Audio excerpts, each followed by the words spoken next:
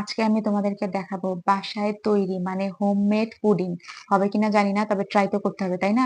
চলো শুরু করি। প্রথমে আমি নিয়ে নিব 3টা ডিম, কারণ প্রথম অবস্থায় ট্রাই করার জন্য বেশি ডিম নেওয়া যাবে না, আম্মু পিটাবে। এই জন্য প্রথমে আজকে ট্রাই করার জন্য আমি নিচ্ছি 3টা ডিম। তারপরে ডিমের কিন্তু খোসা ফেলা যাবে না মিশ্রণের মধ্যে। এখানে দিয়ে নেব একটু লবণ, 5 চামচ চিনি। তারপর এটা অনেকক্ষণ পর্যন্ত গোলাইতে হবে। এই যে দেখো দিয়ে নিচ্ছি একটু লবণ। তারপরে এই দুধের চামচটা দিয়েই চিনি নিব, তাহলে আমি মাপটা ভালো বুঝবো, নতুন রাঁধুনি তো। 1 2 3 4। ভাই বাসায় ডায়াবেটিসের রোগী আছে, এই জন্য আগে চিনি বেশি দেওয়া যাবে না, অল্প দিয়ে দেখি কেমন হয়।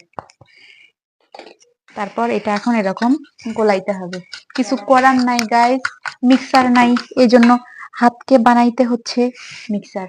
দুধ কিন্তু আগেই দেওয়া যাবে না, যদিও বা দুধ আমি এখানে নিয়ে নিছি, তোমাদেরকে গোলানোর পর দেখাচ্ছি কেমন হবে।